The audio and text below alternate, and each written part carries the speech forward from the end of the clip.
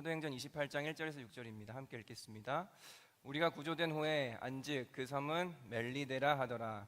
비가 오고 날이 참에 원주민들이 우리에게 특별한 동정을 하여 불을 피워 우리를 다 영접하더라. 바울이 나무 한 묶음을 거두어 불에 넣으니 뜨거움으로 말미암아 독사가 나와 그 손을 물고 있는지라. 원주민들이 이 짐승이 그 손에 매달려 있음을 보고 서로 말하되 진실로 이 사람은 살인한 자로다. 바다에서는 구조를 받았으나 공의가 그를 살지 못하게 함이로다 하더니 바울이 그 짐승을 불에 떨어버리매 조금도 상함이 없더라. 그들은 그가 붙든지 혹은 갑자기 쓰러져 죽을 줄로 기다렸다가 오래 기다려도 그에게 아무 이상이 없음을 보고 돌이켜 생각하여 말하되 그를 신이라 하더라. 아멘. 기도하겠습니다. 하나님, 이 시간 말씀 듣고 예배하는 자리입니다. 하나님, 부족한 자가 말씀 전하는데요, 이 말씀을 통하여 우리 가운데에 식어지고 굳어진 마음이 있다면 제거하여 주시옵소서. 그리고 그 자리에 하나님을 향한 열정과 가난한 심령, 하나님을 향한 뜨거운 갈망, 거룩에 대한 갈급함, 그리스도를 위한 전적인 헌신, 세속적인 것들에 대한 무관심, 또 한 영혼에 대한 사랑 같은 것들이 가득가득 채워지는 귀한 시간 되게 하여 주시옵소서. 하나님께 맡겨드립니다. 예수님의 이름으로 기도드립니다. 아멘. 여러분, 오늘 본문에는요, 배를 타고 가다가 풍랑을 맞은 한 남자가 등장합니다. 여러분, 이 남자의 신분은 죄인이고 이 남자는 현재 군인들에 의하여 배에서 호송돼서 어딘가로 이동하고 있는 중이죠. 누구일까요? 오늘의 주인공, 네, 바울입니다. 바울.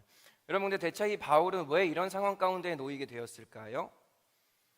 바울이 사명을 따라 살았기 때문입니다. 여러분, 바울은요, 그의 인생에 철저하게 평생에 사명을 따라 사는 인생을 살았습니다. 근데 너무도 타협 없고 변명 없고 곁길로 가지 않고 사명을 따라 살았기 때문에 결국 이 지경까지 이르게 되었습니다. 그게 무슨 소리죠, 강도사님? 사명을 따라갔기 때문에 죄인이 되고 군인들한테 붙잡혔다고요? 네, 그렇습니다. 사명을 따라갔기 때문에 바울의 인생이 굉장히 많이 꼬여 있습니다. 여러분, 세상 사람들과 믿는 우리들과의 가장 큰 차이가 있다면 왜 사는지일 것입니다. 세상 사람들은 욕심 따라 먹고 싶은 거 먹고 입고 싶은 거 입고 나를 위해 살지만 우리들은 사명 따라 사는 사람들인 줄을 믿습니다. 여러분, 사명이 무엇일까요? 그렇다면 사명은 하나님께서 나에게 시키신 일입니다. 내가 인생 살다 보고 주님 만나고 주님과 교제하고 예배하다 보니까 하나님이 이 일 나에게 맡기신 것 같아. 하나님이 나 이걸 통해서 영광 받으신다고 일을 나에게 주신 것 같아. 나에게 이런 재능이 있고 이런 탤런트가 있는데 이걸 통해서 하나님이 영광 받으시려나 보다. 이게 우리에게 있는 사명이라고 할 수 있습니다. 여러분, 사도 바울의 사명은 우리 모두의 사명이겠지만 복음을 전파하는 것이 그의 사명이었습니다.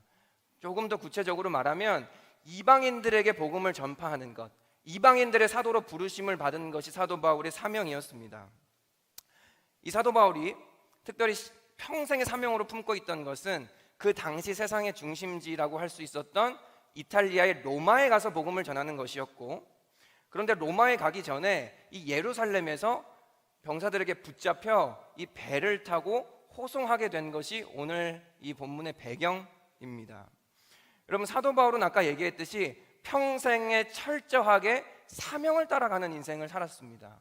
그렇다면 오늘 본문을 통해서 첫 번째로 뭘 배울 수 있냐면 사명을 따라가는 인생에도 반드시 문제가 생긴다는 것입니다. 여러분, 청년 사역을 하다 보면, 청년들과 신방하다 보면 종종 이렇게 찾아오는 청년들이 있습니다. 제가 전도사님이었으니까, 전도사님, 제가 주님의 길인 줄 알고 이 길에 들어왔는데 주님의 뜻인 줄 알고 이 일에 시작했는데 되는 게 없습니다. 오히려 문제가 생기고요, 꼬이고요, 사람들이 나를 미워하고요, 금전적인 어려움이 생기고요, 풀리는 게 없습니다. 그때 제가 들었던 주의 음성, 제가 그때 금식해서 받았던 주님의 뜻 잘못됐었나 봅니다. 하나님의 뜻이라면 이럴 리가 없어요, 전도사님. 이런 청년들 종종 있습니다. 여러분, 근데 아닙니다. 사명을 따라가도 문제가 생깁니다. 여러분, 제가 조금 전에 자매가 제주 선교 간증했는데요, 제주 선교를 얼마 전에 갔다 왔죠. 근데 저희 팀에 40명이 되는 생각보다 꽤 많은 청년들이 함께 갔습니다. 너무 힘들었습니다. 왜냐하면 여러분, 보통 선교 가면은 어떤 훈련이 됩니까? 관계 싸움이 됩니다. 관계적인 훈련이 시작됩니다. 그게 선교를 가는 목적 중에 하나이기도 합니다. 다 각자 개인적으로 이기적으로 살다가 방에 혼자 자다가 다 6명씩 붙어서 자니까 자는 것부터 불편하고 쟤랑 나랑 다른데 맞춰 가려다 보니까 관계 싸움이 시작됩니다. 저희 선교팀도 마찬가지였습니다. 그렇죠? 치열하게 싸웠고 치열하게 화해했고 또 치열하게 갈등했고 치열하게 용서하는 것이 반복됐습니다. 그러다 보니까 제가 너무 지치고 힘든 거예요. 저희 팀에 김윤진 간사님이 저희 선교팀으로 같이 갔는데요. 같이 이렇게 있다 보니까 교제할 시간이 좀 있었습니다. 그래서 제가 편하게 누나라고 부르는데요, 사적인 자리에서. 그래서 이렇게 하소연을 했습니다. 누나, 못하겠다, 힘들다. 애들 선교 와서 왜 이렇게 싸우는지 모르겠다. 그랬더니 김윤진 간사님이 당연하다는 듯이 저한테 이렇게 얘기했습니다. 명준아, 세상에 이상적인 공동체는 없다. 그러면 그때 무언가 제가 놓치고 있다는 걸 발견했습니다. 그럼 저는요, 물론 선교를 처음 가는 것이 아니지만 기도 많이 하고 준비 많이 하고 선교 가면 선교지에 여러분 우리가 꿈꾸는 그런 선교 있지 않습니까? 다 같이 한 마음이 되어 뜨거워져서 낮에는 온 마음 다해 땀 흘리면서 복음을 전하고 또 밤에는 한 마음 되어서 같이 울면서 기도하고 새벽에 일어나서 아침 해를 바라보면서 하나님을 찬양하고 막 이런 것들을 꿈꿨습니다. 근데 현실은요, 전혀 그렇지 않았습니다. 그때 깨달았습니다. 주님 뜻 따라가는 것도, 주님 뜻 분명히 듣고 기도하고 준비된 삶에도 여러 가지 문제들이 일어날 수 있고, 그거 바라보면서 이거 주님의 뜻 아니구나 이렇게 생각하면 안 되겠다라는 것입니다. 여러분, 오늘 바울도 사명을 따라가다가 죄인이 되었고, 심지어 단순히 죄인이 되었을 뿐만이 아니라 지금 배를 타고 이동하고 있잖아요, 바다에서. 유라굴로라고 하는 큰 광풍이 갑자기 몰아닥치게 됩니다. 이 광풍은요, 얼마나 대단했던지요, 지금으로 따지면 태풍, 얼마 전에 큰 태풍 지나갔었죠. 그런 그 큰 태풍을 바다 한가운데서 만나게 됐다고 생각하시면 됩니다. 말씀 한번 볼까요? 사도행전 27장 14절부터 15절입니다. 얼마 안 되어 섬 가운데로부터 유라굴로라는 광풍이 크게 일어나니 배가 밀려 바람을 맞추어 갈 수 없어 가는 대로 두고 쫓겨가다가, 27장 20절입니다. 여러 날 동안 해도 별도 보이지 아니하고 큰 풍랑이 그대로 있음에 구원의 여망마저 없어졌더라.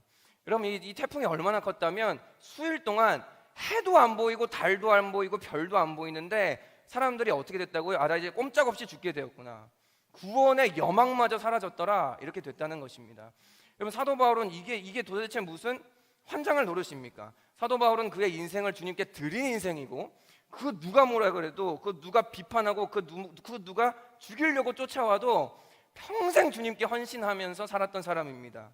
그런데 꼼짝없이 붙잡혀 바다 한가운데서 물고기 밥이 되게 생겼습니다.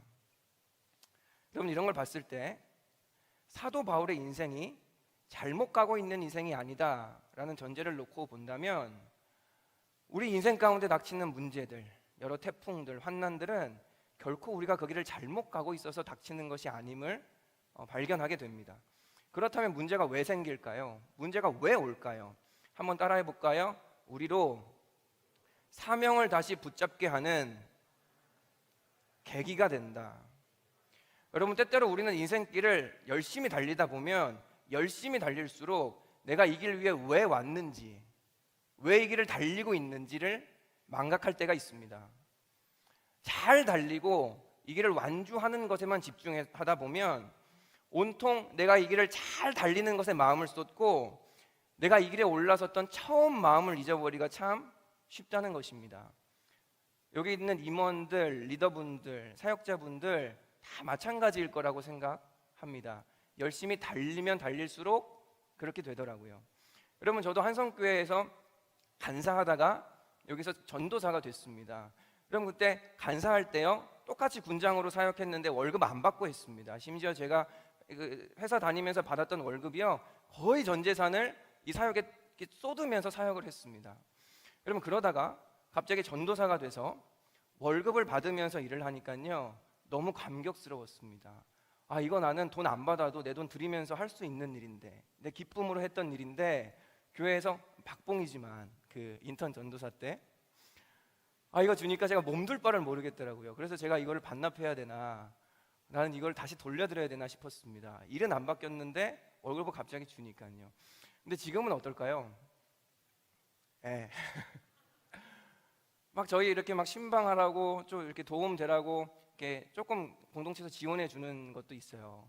제가 그거 안 들어오면 바로 현정자매한테 연락합니다. 현정자매 이거 왜 안 들어오죠?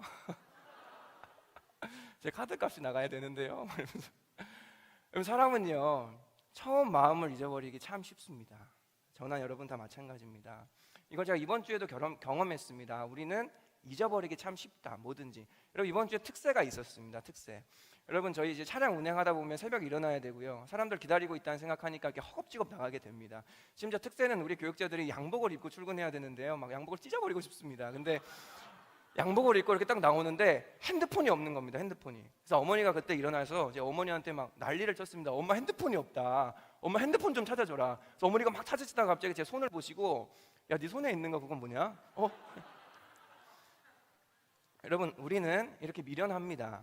내 손에 쥐고 있으면서도 잊어버리는 게 우리들입니다. 그래서 우리는요 사명도 잘 잊어버리고 열심히 살다 보면 하나님도 잊어버리는 것 같습니다. 그런데 그런 우리가 그 광풍이 올 때, 문제가 닥칠 때 우리의 인생길을 잠시 멈추게 됩니다. 그리고 돌아보게 됩니다. 내가 여기 왜 있었지? 내가 이 길을 왜 가고 있었지? 내가 놓친 건 없나? 이러면서 돌아보게 된다는 것입니다. 우리의 발걸음을 멈추고 그제야 하나님을 찾습니다.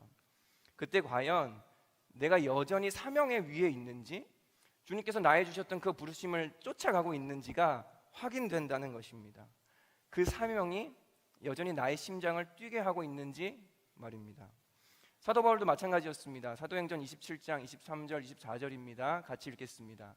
내가 속한 바 곧 내가 섬기는 하나님의 사자가 어젯밤에 내 곁에 서서 말하되 바울아 두려워하지 말라. 내가 가이사 앞에 서야 하겠고 또 하나님께서 너와 함께 항해하는 자를 다 내게 주셨다 하셨으니.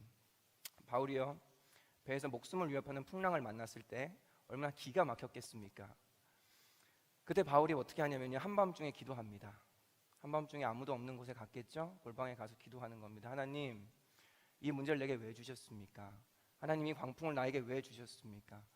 왜 내 인생은 이렇게 기가 막힐 노릇들이 일어나는 겁니까? 나 분명 비전 따라 가는데 하나님이 이 길 시켜서 가는데 하나님 내게는 왜 재정적인 위기가 닥치고 하나님 내 인생길은 왜 이렇게 안 열리고 관계의 문제가 하나님 왜 쉬지도 않고 나는 결혼도 안 되고 연애도 안 되는 겁니까? 여러분 이런 기도하기 시작하는 겁니다. 문제 앞에서. 그럴 때 하나님의 음성이 들려옵니다. 하나님이 뭐라고 합니까? 두려워하지 말라는 겁니다. 두려워하지 말라. 너는 가이사 앞에 서야 할 것이다. 그럼 가이사가 누굽니까? 로마의 황제입니다. 여러분 서론에 얘기했듯이 사도 바울의 궁극적인 사명은 이탈리아의 수도였던 로마에 가서 복음을 전하는 것이 그의 궁극적 사명이었습니다. 문제 앞에서 사도 바울이 한밤중에 골방에 가서 기도할 때 그의 희미해졌던 사명을 하나님께서는 다시 한번 확인해 주시는 겁니다. 두려워하지 말라. 안심해라. 아직 너에게 줬던 그 사명 아직 완수하지 않지 않았니? 내가 너 죽이겠니? 두려워하지 말아라. 내가 너와 함께한다 라고 말입니다. 여러분 이 자리 가운데 지금 예기치 않은 문제 때문에 당황하고 계시는 분들 있을 겁니다. 그럼 그때가요 하나님 앞에 내가 여전히 사명에 붙들리고 있는지 점검하실 타이밍입니다. 여러분이 처음에 그 붙들렸던 사명, 부르심 여전히 그거 붙잡고 살아가고 계신지, 아니면 현실의 문제 앞에 그냥 먹고 사는 문제 앞에 근근하게 하루하루 살아가고 계신지를 점검할 타이밍이 이 광풍을 만났을 때라는 것입니다. 여러분 하나님께 무릎 꿇으셔야 될 줄을 믿습니다. 그때 하나님께서 여러분에게 말씀하실 겁니다. 두려워 말라. 너한테 그거 시킨 거 나 아니겠니? 너한테 그 사명 맡긴 거 나 아니겠니? 나 그냥 믿어주면 안 되겠니? 라고 말입니다. 여러분 혹시 너무 바쁘게 살다가 사명 잊어버리시지 않으셨습니까? 여러분들이 그 일, 그 공부 처음 시작했을 때 주님께 받던 그 사명 여전히 여러분의 가슴을 쿵쾅쿵쾅 뛰게 만드시고 계십니까? 여러분 그렇다면 이 문제를 통해서 우리에게 사명이 확인되고요, 두 번째는요 한번 따라해 볼까요? 문제를 통해서 사명이 성취됩니다.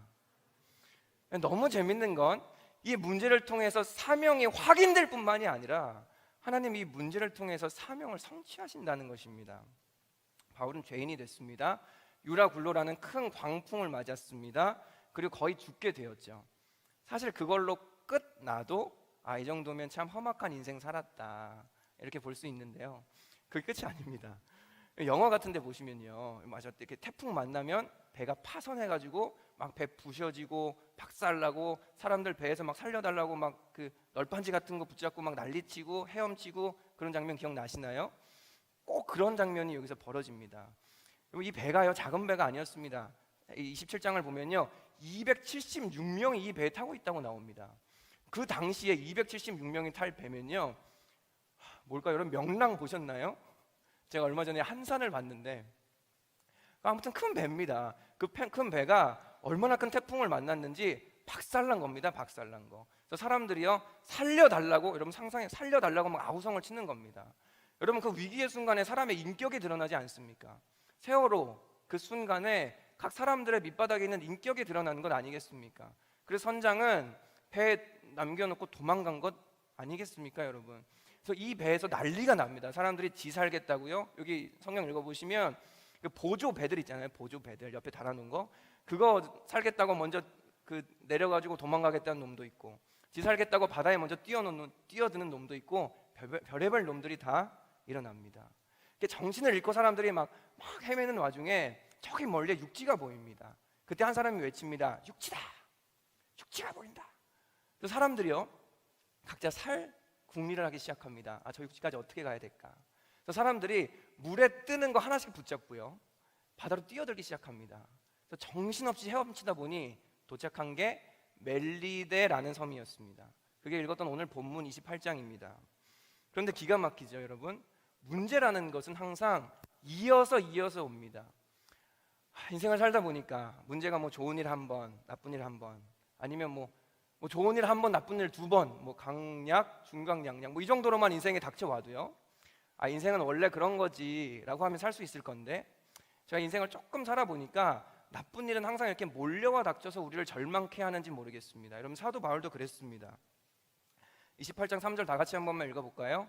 바울이 나무 한 묶음을 거두어 불에 넣으니 뜨거운 물은 말미암아 독사가 나와 그 손을 물고 있는지라. 그러면 이게 무슨 말도 안 되는, 영화보다 더 영화 같은 일입니까? 아니 그 폭풍 속에서, 풍랑 속에서 겨우겨우 살아가지고 널빤지 붙잡고 헤엄쳐서 섬까지 왔더니 조금 몸 녹이자고 나뭇가지 모아서 불 붙였더니 그 나뭇가지 사이에 숨어있던 독사가 뜨거워 하고 나와서 사도 바울의 손을 물어버리더라는 것입니다. 여러분 이제 꼼짝없이 죽게 된 상황 아니겠습니까? 우리 같았으면 어떻겠습니까? 독사에 물자마자 죽었다! 말하면서 119 불러, 119. 아니면 하나님도 너무하다고 생각했을 것 같습니다. 하나님 너무하다. 그 죽을 똥 살 똥, 내가 죄인으로 노예로 지금 붙잡혀 있다가 그렇게 헤엄쳐가지고 이 섬까지 왔는데, 이거 독사에 물리다니, 내 인생 진짜 뭐 같다, 재수 없다, 내 예수 안 믿어야 되겠다, 교회 안 다니겠다. 여러분 이런 사람들 참 많은 거 아시죠? 인생의 문제 앞에서, 첩작산순 닥치는 문제 앞에서 교회 다녀도 소용없다, 예수 믿어도 소용없다, 이렇게 신앙을 저버리는 분들이 있습니다. 만약에 제가 사도 바울이었으면 충분히 그랬을 것 같습니다. 왜냐하면 제가 대학교 4학년 때요, 이제 졸업을 해야 되잖아요. 졸업을 해야 되니까 취업을 해야 됩니다. 취업을. 근데 제가 그때 목회를 해야 되겠다 이런 비전이 있었기 때문에 주일에 시험 보는 회사는 내가 치지 말아야지, 주일에 면접 보는 회사는 가지 말아야지, 이런 생각이 있었습니다.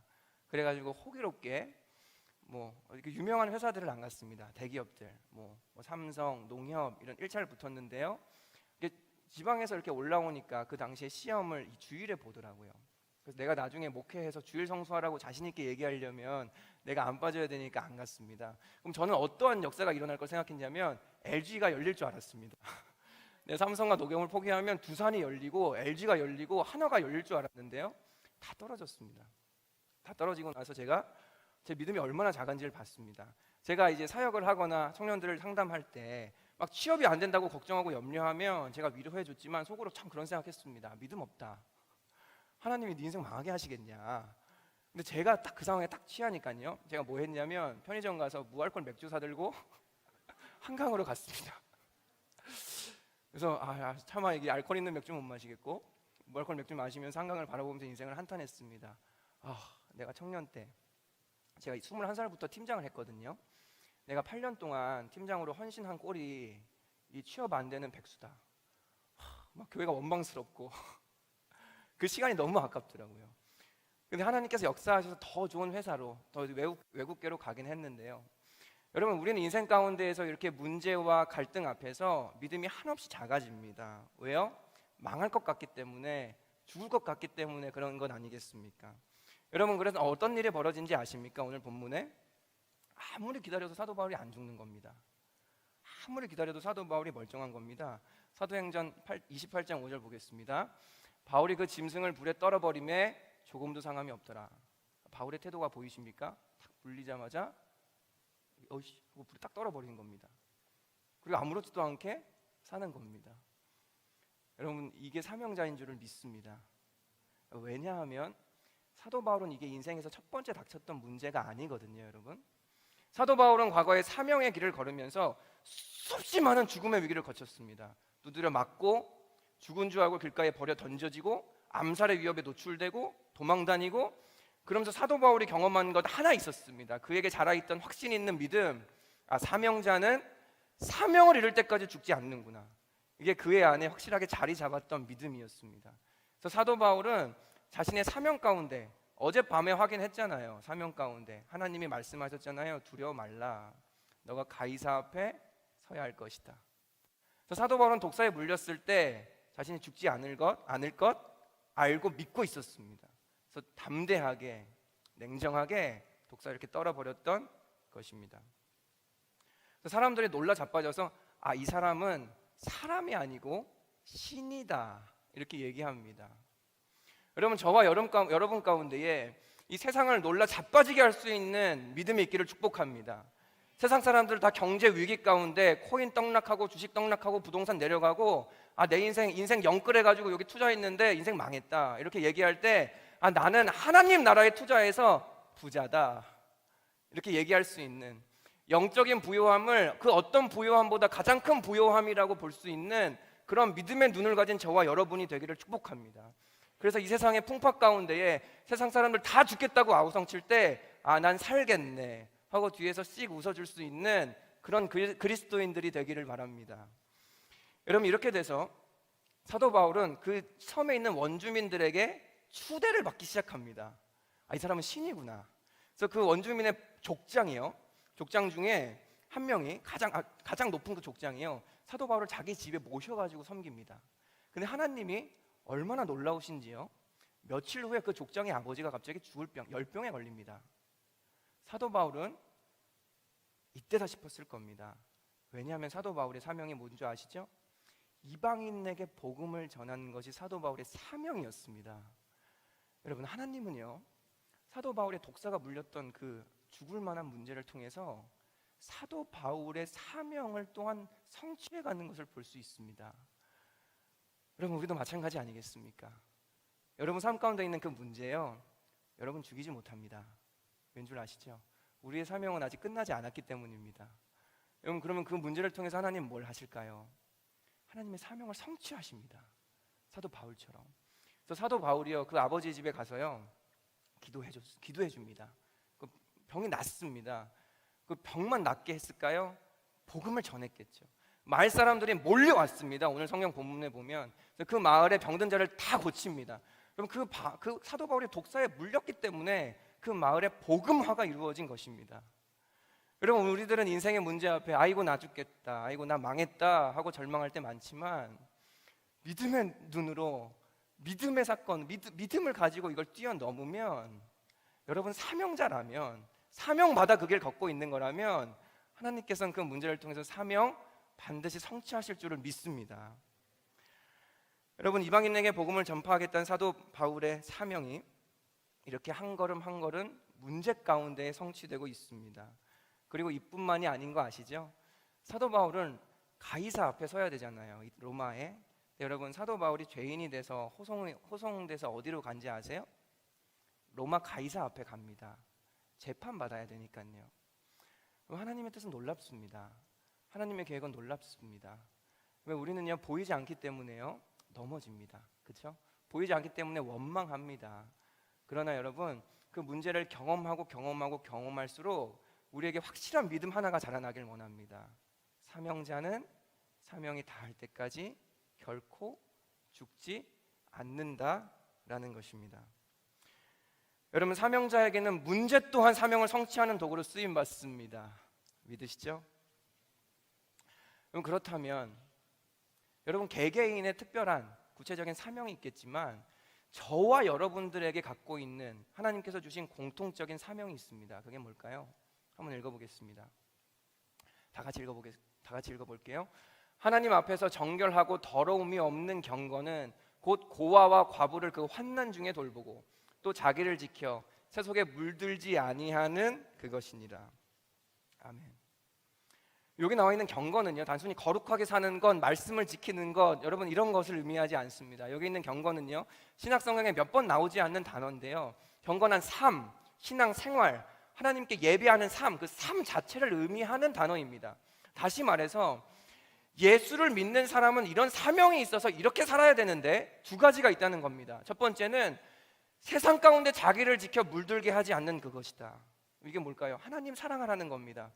세상과 벗하지 말고 세상 사랑하지 말고 하나님 사랑하면서 사는 것이 우리의 첫 번째 사명이요. 두 번째 사명, 고아와 과부를 그 환난 중에 돌보라는 겁니다. 이게 뭡니까? 이웃 사랑하는 겁니다. 성경을 이렇게 보면, 이렇게 쪼개 보면 결국 성경은요 예수 믿고 하나님 사랑하고 이웃 사랑해라 라는 걸로 이게 모아집니다. 이걸 봤을 때 성경이 수없이 많은 사람들이 썼지만 역시 한 저자이신 성령의 감동으로 쓰여졌구나 라는 걸 깨달을 수가 있습니다. 오늘 방금 읽었던 말씀도 이 말씀을 통해서 우리가 추구해야 될 삶, 우리의 공통적인 사명이 무엇인지 우리에게 명확하게 알려주고 있습니다. 우리가 살아내야 하는 삶은 세상 가운데 우리를 지켜 뜨겁게 하나님을 사랑하며 예배하며 살고, 또 세상 가운데의 고아와 과부, 영적으로 육적으로 환난 당한 자들을 돌보며 살피며 사랑하며 살라는 것인 줄을 믿습니다. 여러분 앞에 간증했던 그 재현 자매도 마찬가지 아닙니까? 하나님이랑 가까워지니까 하나님의 일을 하고 싶고 하나님께서 관심이 있었던 영혼들이 보였다라는 것입니다. 그럼 결국 이 두 가지 계명은 이렇게 따지고 보면 하나입니다. 왜냐하면 우리가 하나님을 뜨겁게 사랑할 때 그 하나님의 마음이 우리 가운데 흘러 들어와 하나님의 관심이 있는 고아와 과부, 환난 당한 자들을 돌아볼 수 있게 되기 때문입니다. 그러면 이 자리에 그냥 청년도 있지만 일반 청년들도 있지만 많은 리더들이 앉아 계시는 것 압니다. 여러분 하나님을 뜨겁게 사랑하기를 축복합니다. 그러면 옆 사람을 사랑하는 사랑도 무럭무럭 자라날 줄을 믿습니다. 여러분 그럴 때 그분과의 관계가 회복될 때 우리 안에 사명이 회복됩니다. 왜냐하면 이 사명 내 겁니까? 하나님 겁니까? 하나님 겁니다. 그래서 주구장창 성경은 두 가지를 얘기하고 있는 겁니다. 야 하나님이랑 관계 잘해. 그러면 이웃이 보일 거야. 야 하나님이랑 관계 똑바로 해. 그럼 너에게 하나님의 마음이 흘러 들어갈 거야 라고 말입니다. 여러분 그분과 관계가 회복되고 그 생명의 보혈이 우리 가운데 흘러 들어올 때 비로소 우리의 심장이 그분의 뜻에 맞춰 뛰기 시작합니다. 여러분 그럴 때 우리 다시 태어나 사명자로서의 삶이 시작되는 것입니다. 시편 68편 5절에는 심지어 이런 말씀도 있습니다. 그의 거룩한 처소에 계신 하나님은 고아의 아버지시며 과부의 재판장이시라. 여러분 하나님의 관심은요 약한 자들, 영육 간에 환난 당한 자들에게 있습니다. 왜냐하면 주님은 풍성하신 분이기 때문입니다. 여러분 산상수훈 아시죠? 마태복음 5장 이렇게 시작합니다. 가난한 자에겐 복이 있을 것이다. 심령이 가난한 자에겐. 왠지 아세요? 하나님은요 풍요로운 분이시기 때문입니다. 여러분 좋아하는 시편 1편 복 있는 자는 악인의 꾀를 쫓지 아니하고 등등등 나오면서 시냇가에 심은 나무 같을 것이다. 왜 그런지 아시죠? 시냇가에 심은 나무가 철을 따라 열매 맺는 것처럼 하나님 앞에 붙어있는 자는 그의 풍요로움이 내 삶에 흘러 들어오기 때문입니다. 여러분 세상을 어떻게 아름답게 할 수 있겠습니까? 그럼 이 지옥 같은 세상을 어떻게 아름답게 하나님의 풍요로움이 흘러 들어가게 할 수 있겠습니까? 그 사람이 주님을 만난다면, 주님이 이 땅을 다스리시기만 한다면, 주님이 그 가정의 주인이 되시기만 한다면 자연스럽게 주위의 풍요로움이 그의 가난함을 채우는 것입니다. 여러분, 이걸 우리는 총체적 선교라고 보통 부릅니다. 한 사람의 육체의 아픔을 채우고 영혼의 아픔을 채우는, 영어로 홀리스틱 미션이라고 하는 겁니다. 우리의 사명이 이것 아니겠습니까? 여러분, 한성교회 뉴액츠도 이걸 위해서 달려가는 공동체 아니겠습니까? 여러분, 우리가 올 상반기 때 헌혈했습니다. 헌혈 왜 했습니까? 헌혈하면 건강에 좋다니까 한번 뽑았습니다. 험피, 30년 전 험피 한번 뽑아 세피 한번 펌핑했습니다. 그겁니까? 아니지 않습니까? 여러분, 피가 부족한 사람, 피가 부족해서 수혈이 필요한 사람, 수술이 필요한 사람들에게 우리의 피를 나눠주려고 선교적 마음으로 한 것 아니겠습니까? 여러분, 이거 선교부에서 진행했습니다. 여러분, 또 우리 플로잉 하고 있습니다. 아세요? 그럼 제가 이거 뽑아왔습니다. 플로잉 신청지입니다. 이번에 받은. 여러분, 딱 2명 지원하는데 24명의 신청자가 들어왔습니다. 더 지원해주고 싶은데 돈 없어서 지원 못합니다. 여러분, 이거 보고 돈 좀 더 내라고 이거 갖고 왔습니다. 이게 누구 고를 사연이 없어요. 사연이 얼마나 구구절절한지요. 한 달에 50만 원 뭐 큰 돈 아니잖아요. 근데 그거 지원받아서 본인의 꿈 이루고 비전 이루고 빚 갚겠다고 이렇게 24명이 신청했습니다. 여러분, 남은 22명 어떻게 합니까? 동정에 호소하고 있는 겁니다, 여러분. 여러분, 또 우리의 영적인 환난과 고아들이 있습니다. 우리 주변에 예수를 안 믿는 자들입니다. 여러분, 이렇게 육적으로 영적으로 환난 당한 자들을 살리는 것이 우리 공동체의 사명입니다. 여러분, 우리 공동체가 이 사명 위에 서 있기만 한다면, 이 사명이 흐려지지만 않는다면, 아무리 큰 태풍이 몰려오고 독사가 우리를 위협하고 심지어 우리를 물어버려도 여러분, 우리 공동체는 절대 죽지 않습니다. 하나님의 뜻을 그 문제를 통하여서 오히려 이뤄가는 줄 믿습니다. 여러분, 그래서 우리 내일 예스 미션 나갑니다. 아세요? 2주 동안 나갑니다. 홍대로 나가고 부천으로 나가고 여의 난으로 나갑니다. 영적으로 육적으로 환난당한 자 한 사람 찾겠다고, 우리 교회에 있으니까 사람들 안 오니까 길거리로 나가자. 그래서 다 같이 나가는 것입니다. 그리고 교회에서 이번에 여러 가지 합니다. 무비데이라고 들어보셨나요? 10월 22일 날 한답니다. 인생은 아름다워라는 뮤지컬 영화로 6,000원에 티켓이랑 팝콘까지 준대요. 세상에 이런 교회가 어디 있습니까, 여러분? 태신자 데리고 오면. 이렇게까지 하는데 전도 안 하시겠습니까? 또 행복 파티도 하고요, 연극도 준비하고 있습니다. 말씀 마무리하겠습니다. 데이빗 리빙스턴이라는 아프리카 선교사가 계셨습니다. 아프리카 선교의 개척자고요, 아프리카 선교를 하시면서 걸어서 아프리카를 횡단하셨던 분이십니다. 이분이 너무나 힘들게 아프리카에서 선교 사역을 하고 계시다는 얘기를 듣고 이 선교사님의 친구들이 이분에게 편지를 보냈습니다. 이렇게 보냈습니다. 자네의 고생을 안다네. 자네의 고생을 조금이라도 덜어주기 위해 우리가 자네를 도와줄 사람 몇 명을 뽑았다네. 그러니 그곳까지 가는 길을 상세히 적어 다음 편지에 보내주면 좋겠네. 그랬더니 이 데이빗 리빙스턴이라는 선교사가 이렇게 답장을 했습니다. 마음은 고맙네. 그러나 이곳까지 오는 길을 알아야만 오겠다는 사람들이라면 나는 사양하겠네. 그럼 무슨 말인지 아시겠습니까? 평생을 아프리카 선교에 헌신했던 이 위대한 사명자였던 데이빗 리빙스턴은 사명감이 없으면 길을 알든지 모르든지 내가 이곳까지 오겠다. 저 아프리카에 있는 영혼들을 위해서 내가 길을 알든지 모르든지 반드시 그곳까지 찾아가겠다라는 사명감이 없으면 아무짝에도 쓸모없다라는 것을 알고 있었던 것입니다. 여러분, 혹시 지금 사명의 길을 걷다가 그 자리에 주저앉아서 길이 나고 그 길을 안다면 저기까지 내가 갈 텐데 라고 생각하면서 주저하고 계시지는 않으십니까? 여러분, 사람들이 변명을 찾을 때 사명자는 방법을 찾습니다. 여러분, 우리는 사명자입니다. 어떻게 우리가 선교를 해야 될까? 어떻게 영육간에 가난한 자들 찾아가 우리가 도와줘야 될까? 변명하지 마시고 방법을 찾으시는 저와 여러분들이 되기를 축복합니다. 이 데이빗 리빙스턴이 한 유명한 말이 있습니다. 오늘 설교 제목이죠. 사명자는 사명을 이룰 때까지 죽지 않습니다 라는 말입니다. 열심히 사역하다가요, 이 데이빗 리빙스턴 선교자가 사자에 물리게 됩니다. 사자에, 아프리카 초원에 사자 있잖아요. 거의 죽게 되었을 때 사람들이 걱정했습니다. 그때 이 데이빗 리빙스턴이 사람들을 오히려 안심시키면서 한 말입니다. 안심하세요. 사명자는 사명이 끝날 때까지 죽지 않습니다. 여러분, 오늘 본문에서 하나님께서는 문제를 만난 바울에게 그의 기도 가운데 나타나셨습니다. 안심해라. 네가 가이사 앞에 서야 할 것이다. 너의 사명은 아직 끝나지 않았다. 너 망하지 않는다 라는 것입니다. 하나님이 우리에게도 동일하게 말씀하십니다. 여러분의 사업장, 여러분의 일, 여러분의 이 사역 가운데에 하나님 앞에 딱 쓰면 하나님께서 우리에게 말씀하시는 겁니다. 안심해라. 너가 어디 앞에 서야 할 것이다. 내가 너와 함께한다. 네가 그 사명의 길을 완수해야 할 것이다 라고 말입니다. 여러분, 이 사명의 길 위에서 타협하지 말고 도망가지도 말고 좌절하지도 않는 저와 여러분이 되기를 바랍니다. 여러분, 세상은 날마다 더 좋은 방법을 찾습니다. 부동산 해결하려면 어떻게 해야 될까? 더 좋은 방법, 더 좋은 정책. 여러분 그거 아시죠? 하나님은 사람을 찾으십니다.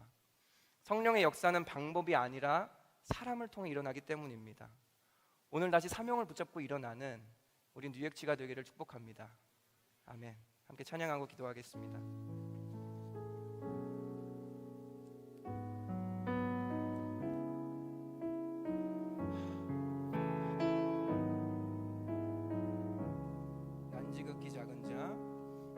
지극히 작은 자 죄인 중에 회수 무익한 날 부르셔서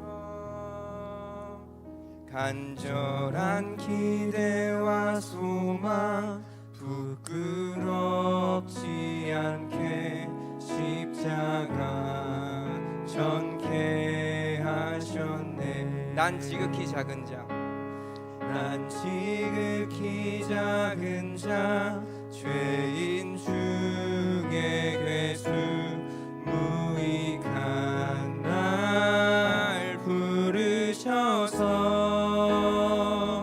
간절한 기대와 소망 부끄럽지 않게 십자가 전케 하셨네. 어디든지 가리라, 어디든지 가리라. 주 위에 서라면 나는 전하리. 그 십자가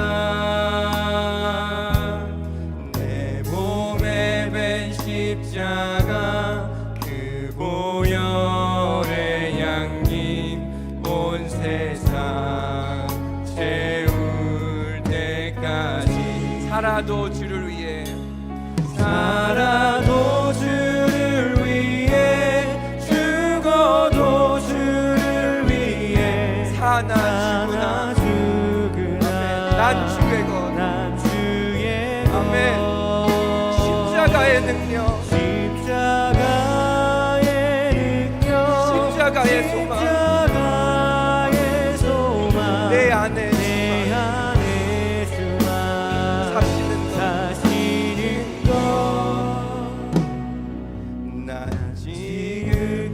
작은 자 죄인 중에 괴수 무익한 날 부르셔서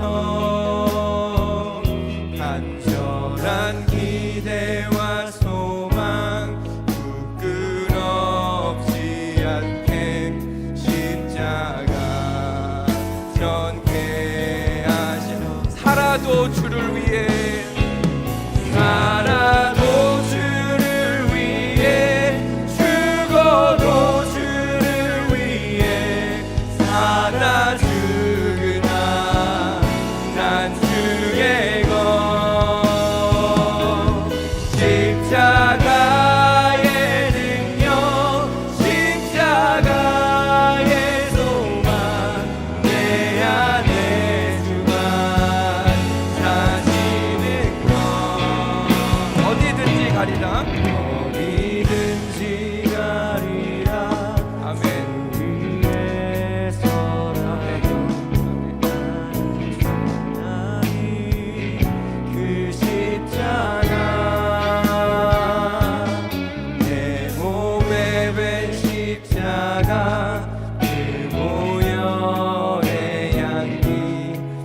세상 세울 때까지. 여러분 저희 불 끄고요 다 같이 한번 기도합시다. 기도할 때 하나님, 여러분 문제 가운데 있는 분들 계시다면 이렇게 기도하는 겁니다. 하나님, 제가 혹시 나의 사명 가운데 벗어나 있지 않는지 하나님 나를 돌아보게 하여 주시옵소서.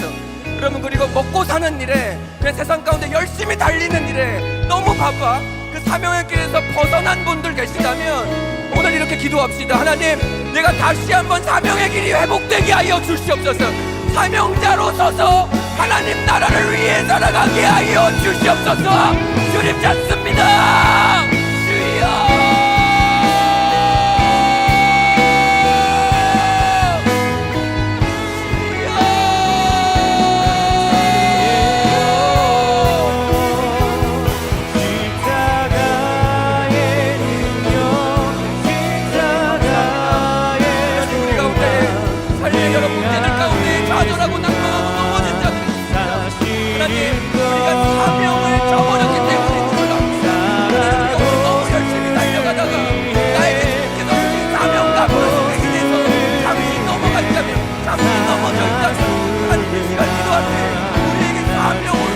주시옵소서.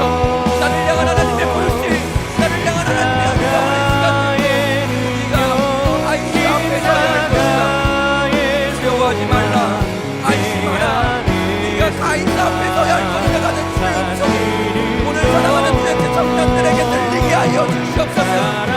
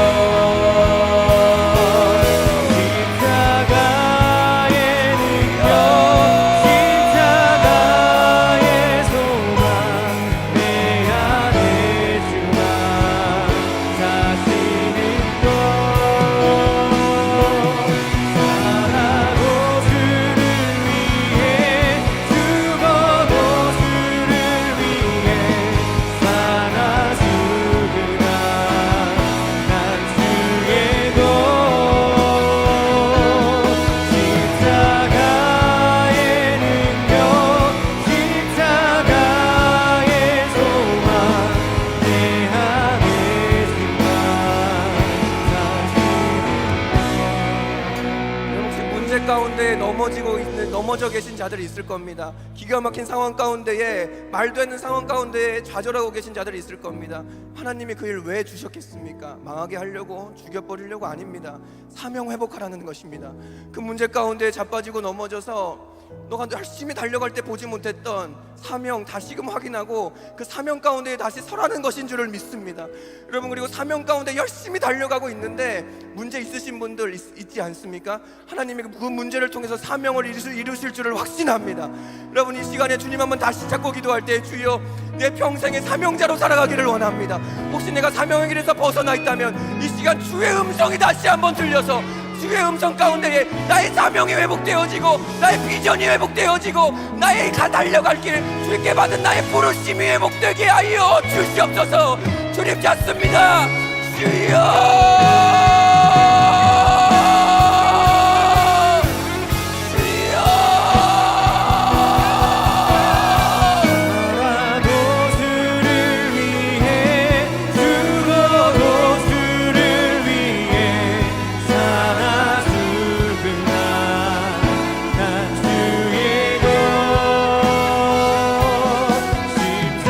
십자가의 능력, 십자가의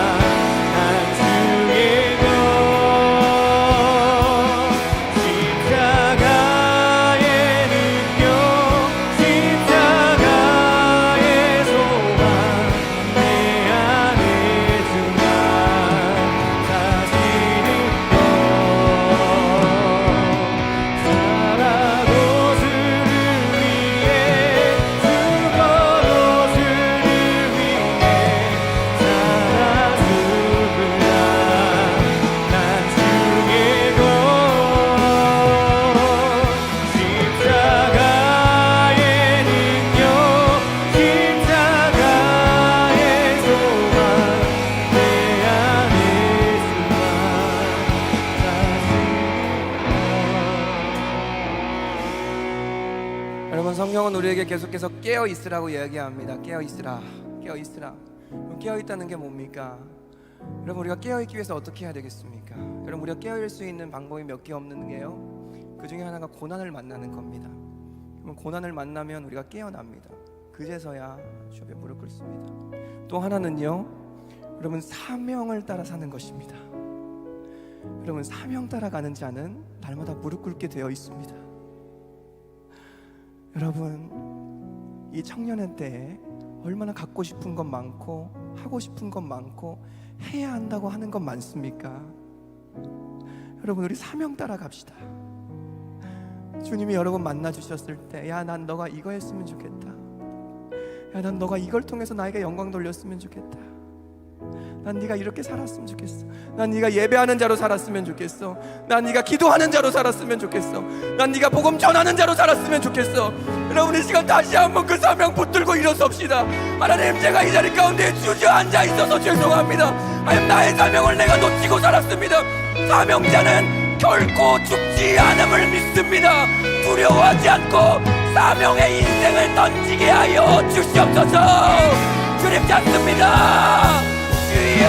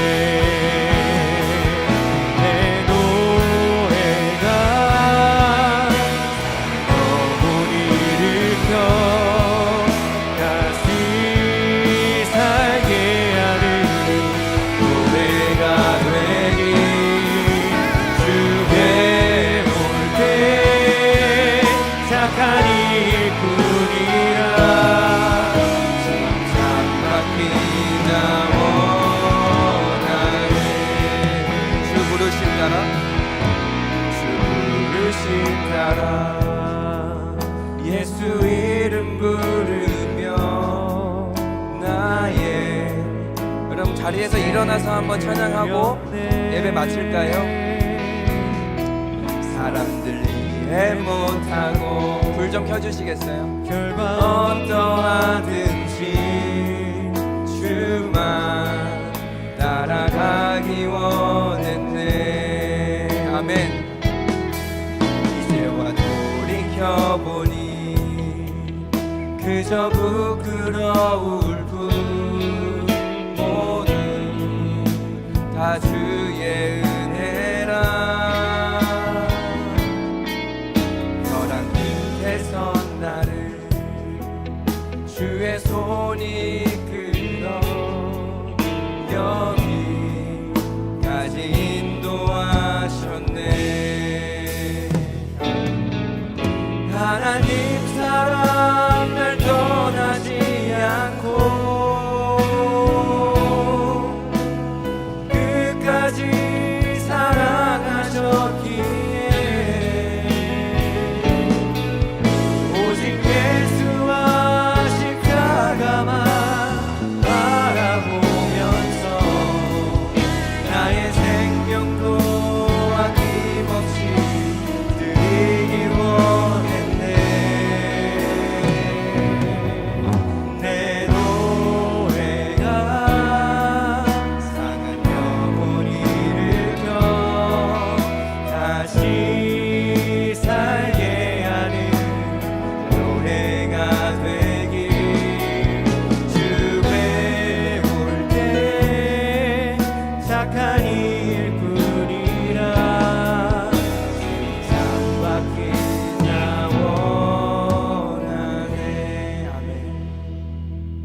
기도하겠습니다.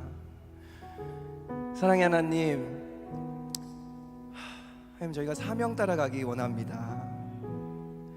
개인뿐만이 아니라 가정이 또 공동체가 이 나라와 민족이 주의 사명, 하나님을 뜨겁게 예배하고 하나님을 사랑하고 또 고아와 과부, 영육간에 환난당한 자를 내 몸처럼 사랑하는 이 일에 하나님 우리의 인생들이 드려지게 하여 주시옵소서. 하나님 이 사명 위에 섰을 때에 우리는 결코 죽지 않고 이 사명을 완수하게 될 줄을 믿습니다.